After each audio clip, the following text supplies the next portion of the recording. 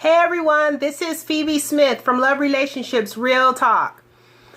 Well, we have viewer comments and emails. Yay! Woohoo! I am so excited that so many of you are interested in this conversation. It's been so great to hear from you. So let's keep the conversation going.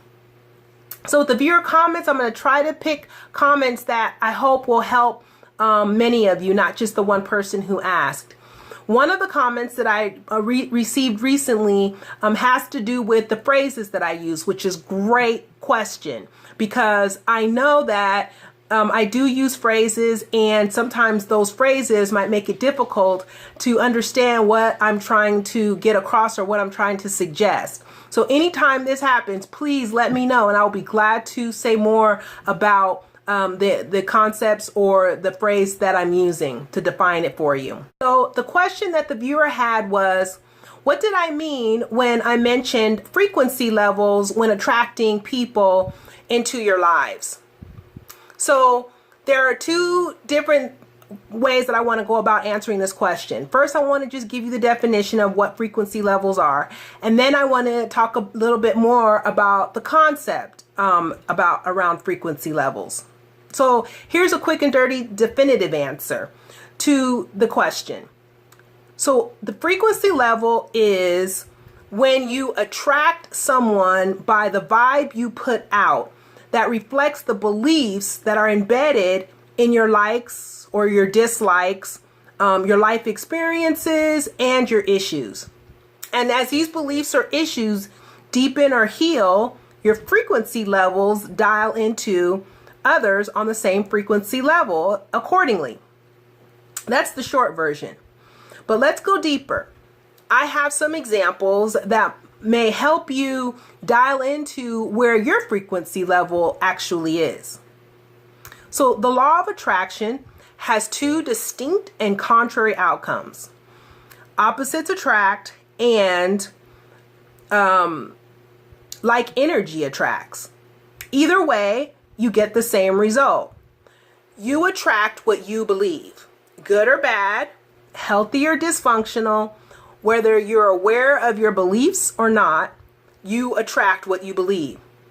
Meaning you will attract a person in your life who will challenge you to heal your wounds.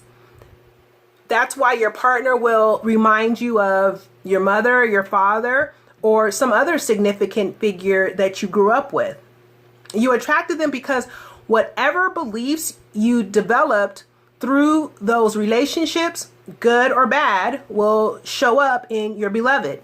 You're a serial dater, or you're on your third marriage. It would lead me to think that you're avoiding the opportunity to heal these wounds. So you go from person to person. And then as soon as that person starts to reflect back to you your issues by pushing your buttons or doing that thing that everybody does to you, you either leave or you sabotage the relationship. This event is reoccurring because you're attracting what you believe. That's the frequency you're on. Your beliefs calibrate your frequency level, which attracts to you a specific person that brings the issue to you and it mirrors it back to you. So you can get a good look at yourself. Or they have issues that counter yours but interlock and challenges you to resolve a way of being that doesn't work for the relationship. One way in which I learned about this idea of frequency levels and attraction was analyzing the experiences my girlfriends and I were having in our own distinct relationships. I had friends sharing with me that their man would call them out of their name during arguments. And I would always say to myself, I would wonder, why does that never happen to me? Not that I want it to happen to me, but I'm just wondering, like, why doesn't that I ever get that response?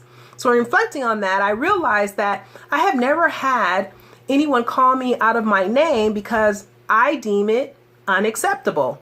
And therefore, I wouldn't think twice about staying in a relationship where this occurred.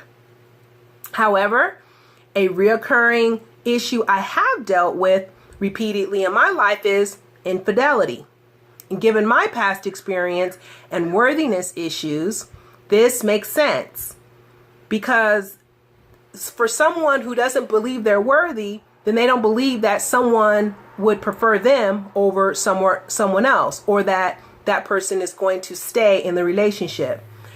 And I would actually live in those relationships, even though I know that that person has been unfaithful to me, basically because I would need to take the time to prove that I was worthy, or prove to them that I was worthy, that they had made a mistake by choosing someone else. Well, that never worked. Same way that I would question why the name calling never happened for me, I could say that for women who believe that infidelity is intolerable, they either don't attract it or they don't live with it. It's as simple as that.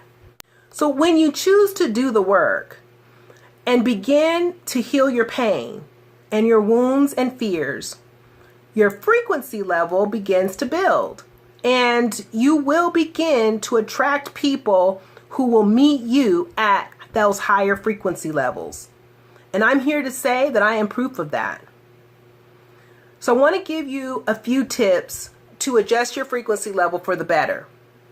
1, daily affirmations. I know that people think that affirmations are really silly. But don't you hear this self-help advice all the time? Why? Because it works.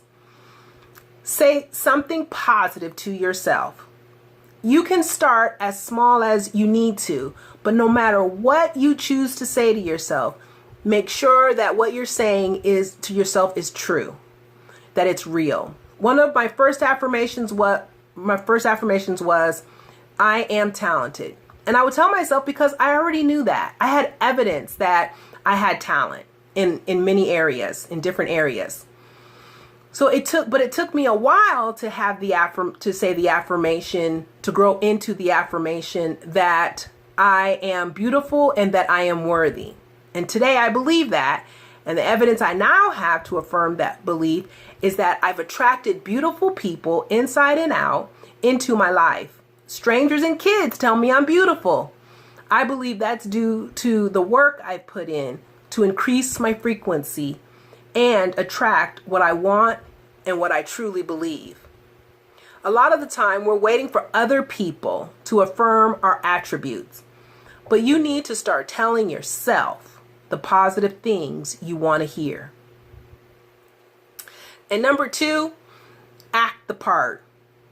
When a negating belief shows up, walk. Don't accept it or put up with it as you may have in the past.